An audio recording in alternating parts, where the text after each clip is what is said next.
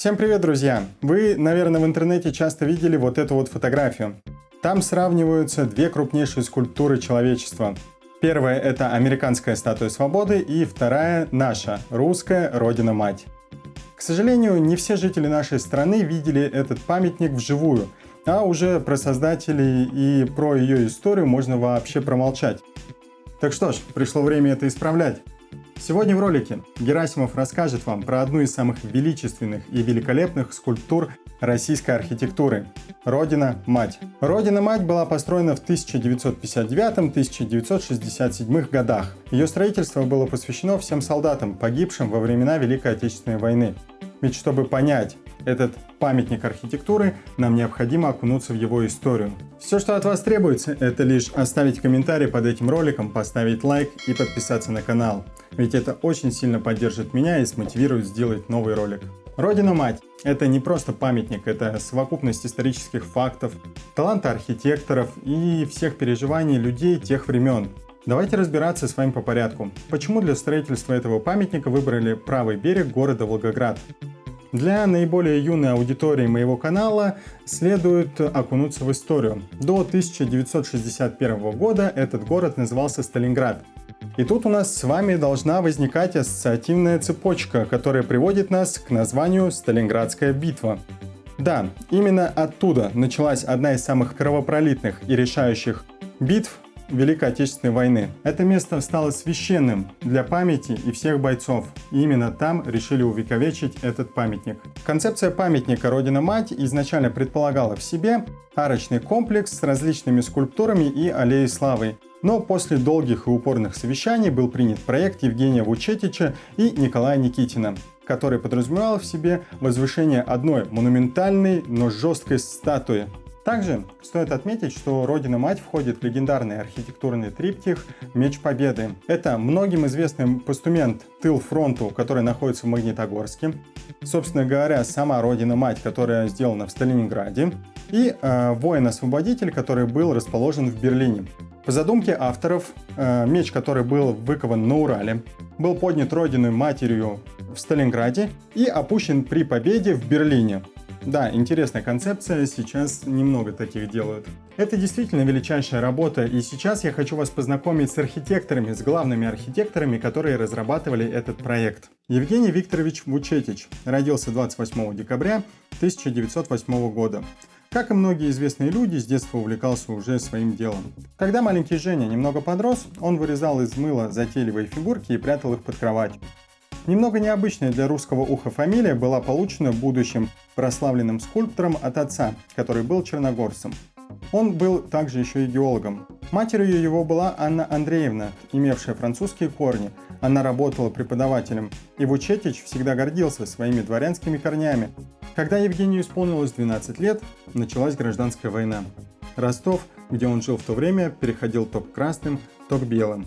Известно даже о получении ребенком контузии, но она не сильно сказалась на его будущем.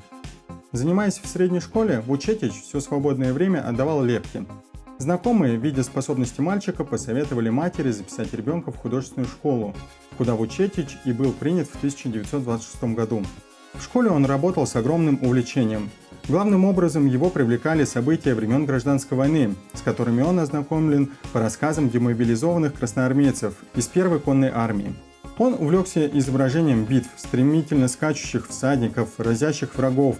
В качестве дипломной работы он выполнил в натуральную величину скульптурную группу, изображавшую матроса на вздыбившемся коне, встречающемся с неприятелем. Между тем, Ленинградский институт искусств, и да, кстати, герой из моего предыдущего ролика тоже учился там, но тут подсказочка или в описании можешь посмотреть, тоже очень интересный ролик, рекомендую. Так вот, Ленинградский институт искусств, куда молодой скульптор отправился после завершения учебы в Ростове, совсем не впечатлил Евгения. Подлинной школой стали Ленинградский художественный музей и многочисленные классические памятники русской скульптуры и архитектуры, которые он жадно и пытливо изучал в Ленинграде, восхищаясь мастерством воятелей и зодчих 18-19 веков. В Ленинградском институте он отучился порядка 1,5 лет, потому что был очень сильный всплеск формализма. Он ругался, ссорился и плюнул, уехал в Среднюю Азию. Оттуда уже вернулся в Ростов и попал на строительство театра, где ему посоветовали ехать в Москву и добиваться настоящего признания, вспоминает писатель Виктор Бучетич, его сын. И скульптор поехал. Свое мастерство оттачивал на знаменитой Ленинской библиотеке.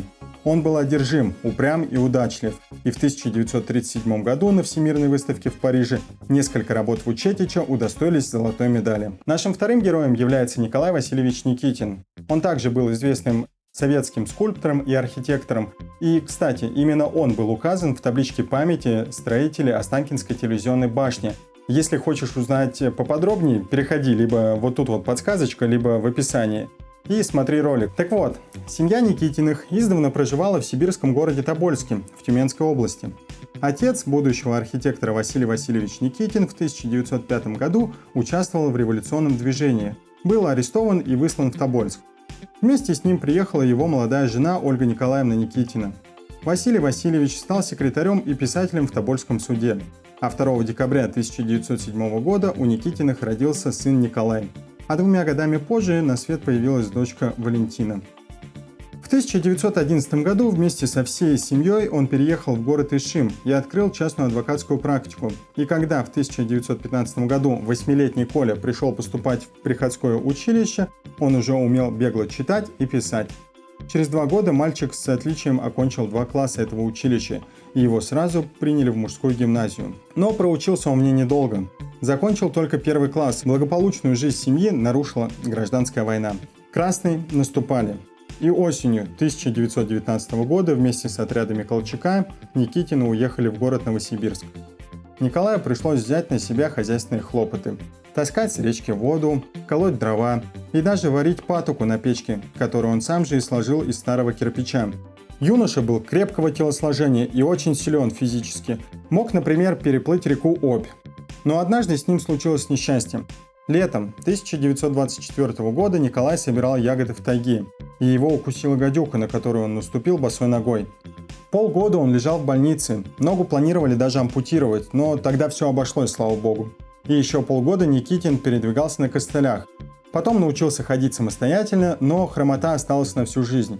В 1925 году он учился на архитектурном отделении, и здесь ему пригодились навыки рисования, которые он получил в детстве. Именно здесь, под руководством выдающегося инженера-строителя профессора Николая Ивановича Молотилова, студент Николай Никитин сначала заинтересовался, а потом буквально заболел железнобетонными конструкциями, проектированием зданий и сооружений из этого материала. Если ты думал, что судьба этих архитекторов была легкой и беззаботной, что они просто так получили все свои награды, то ты ошибался. Напиши в комментариях, как тебе такие истории. Действительно, нелегкая судьба, что у первого, что у второго нашего главного героя. И вот, в 1959 году Никитин приступает к строительству легендарного монумента «Родина-мать».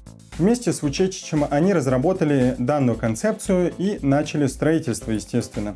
Никитин был ответственным за инженерный аспект проекта. Он разработал и внедрил металлический каркас, на который был надет корпус из жести. Внутри располагалось 99 балок. И действительно интересно, почему 99, не 98, не 100? Если знаешь вариант ответа, если знаешь правильный ответ, можешь написать в комментариях. Наверное, вы понимаете, что возведение такой конструкции не могло обойтись без трудностей. Они начались еще с подготовки карьера и закладки основания, ведь это был один из первых масштабных проектов такого уровня в СССР. Также в процессе создания были выявлены многочисленные дефекты и недоработки в конструкции, которые приходилось устранять прямо на ходу. Ветер, который пронизывал реку Волгу, а также пессимистические настроения абсолютно всех по поводу устойчивости конструкции вызывали опасения у всех даже на моменте окончания строительства. Но, несмотря на все сложности, работа закончилась успешно, и возведение памятника Родина-мать стало величайшим событием. Родина-мать в Волгограде является одной из самых высоких скульптур в мире. Высота с пьедесталом составляет 102 метра, а высота самой скульптуры составляет 85 метров. Эта скульптура в Волгограде является не просто искусством, но и символом надежды для всего человечества. Родина-мать олицетворяет стойкость народа, сражавшегося за свободу и готового на невероятные жертвы ради поколения, которые последуют.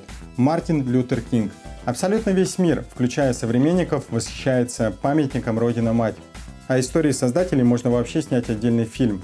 И если ты там не был, обязательно посети это великолепное место. Ну а с вами был Герасимов. Не забудь подписаться на канал, поставить лайк и напиши комментарий.